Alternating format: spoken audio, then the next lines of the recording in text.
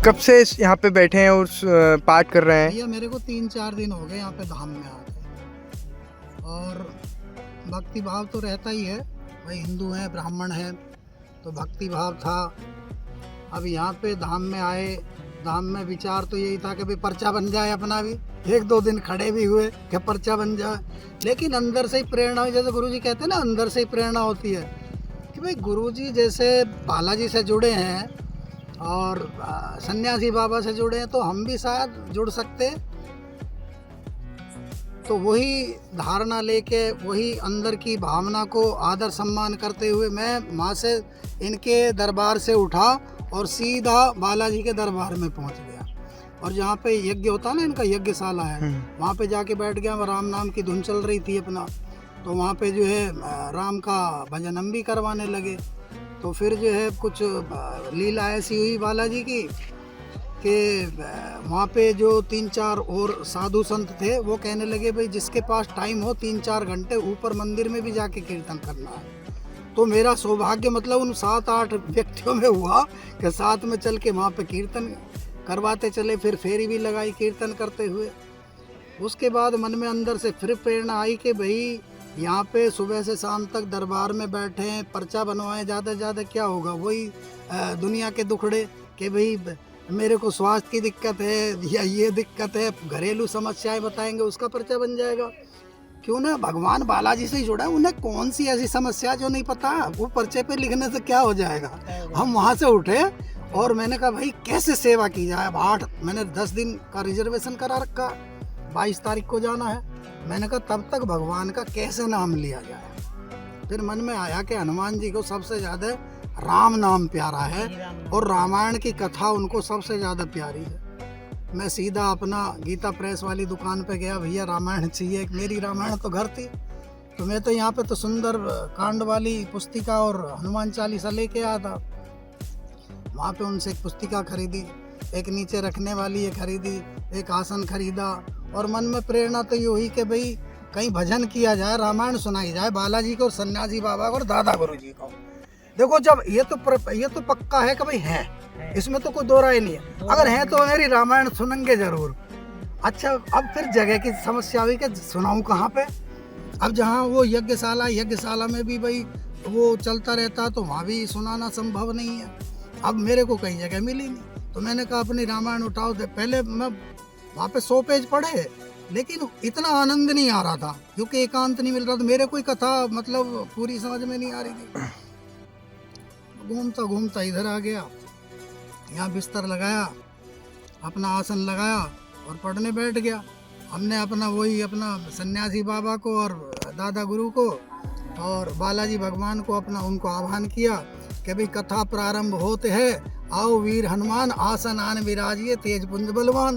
भाई जैसा भी टूटा फूटा आसन है, जैसा भी है, जैसी जगह बैठे आ जाओ, आप भी सुनो। भाई आपके लिए तो कथा सुना रहा हूँ, और यहाँ सुनने वाला कौन है। तो मेरे को भी तृप्ति होगी और आपको भी होगी।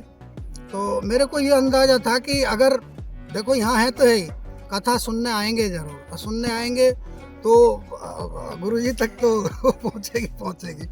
तो एक ये होता है कि जब आप भक्ति करते हो तो गुरु और भगवान आपको खुद ढूंढ लेते हैं। जब तक आप भक्ति नहीं करते और सांसारिक सुखों की मांग के लिए गुरु के या भगवान के पीछे भागोगे, तब तक आप उन्हें पकड़ नहीं सकते। आप भक्ति करो तो गुरु आपको ढूंढ लेगा, चेले को ढूंढ लेगा, मेरा चेला बैठा कहाँ, क्योंकि गुरु को भी तो भक्त चाहिए ना। अब पैसे वाले भक्त तो वो होते हैं, भाई हम तो पैसे वाले हैं नहीं, हमारे पास तो भक्ति भाव है। तो बस अंदर से यही भावना थी कि भगवान का नाम जो है बालाजी को और इनको सन्यासी बाबा को सुनाया जाए। और मन में तो इतना पक्का विश्वास, पहले से ही कई चमत्कार में बता रहा हूँ, अभी इस बार के ही बता रहा हूँ। चलो, मेरे को हार्ट की प्रॉब्लम है, 3 साल हो गए, और गुरुजी के मैं वीडियो कम से कम 3-4 साल से ही देखता हूँ। हार्ट की बहुत ज़बरदस्त प्रॉब्लम, मतलब मैं 10 कदम नहीं चल पाता था। मेरे को डॉक्टरों ने कहा, कोलंबिया हॉस्पिटल में मेरा वो हुआ था, ये अपना क्या बोलते हैं एंजियोग्राफी, वो बोले आपको 3-4 स्टंट लगेंगे। मैंने कहा भैया पैसे तो है नहीं, तुम अपना निकाल लो। डॉक्टर ने कहा जी आपकी हालत इतनी ख़राब है कि आप घर तक नहीं पहुंच पाओगे। मैंने कहा भैया देखा जाएगा, जितनी आयु लिखी है उतनी होगी, तू अपना इसे निकाल ले, मेरे पास पैसे नहीं है। कह रहे 4-5 लाख का ही तो खर्चा है। मैंने कहा मेरे पास 2,500 नहीं है, तुम 4-5 लाख की बात कर रहे हो। तो मैं वहाँ से आ गया पीछा छुटा के। फिर बस ये देखा कि भगवान ही मदद करेंगे। फिर इनकी वीडियो देखते रहते थे, तो मैंने कहा मरना होगा तो वैसे ही मर जाएंगे। फिर पता नहीं मन में क्यों प्रेरणा आई कि दवाई ही छोड़ देता हूँ। मैंने दवाई छोड़ दी। आज तक तो कुछ हुआ नहीं, 4-5 साल हो गए। अब उस दिन की सुन लो, जब मैं ट्रेन में यहाँ पे आया 12 तारीख को, महाराज जी से जुड़े हुए कितना टाइम हो गया आपको? 4 साल हो गए, मतलब दिल से। हाँ। फिजिकली तो मतलब आज पहली बार ऐसे आके यहाँ पे बैठे थे। महाराज जी आए? अरे यहीं पे आके बैठ गए गुरुजी। कब आए महाराज जी यहाँ पे? अभी आधा पौना घंटा हो गया होगा, 1 घंटा।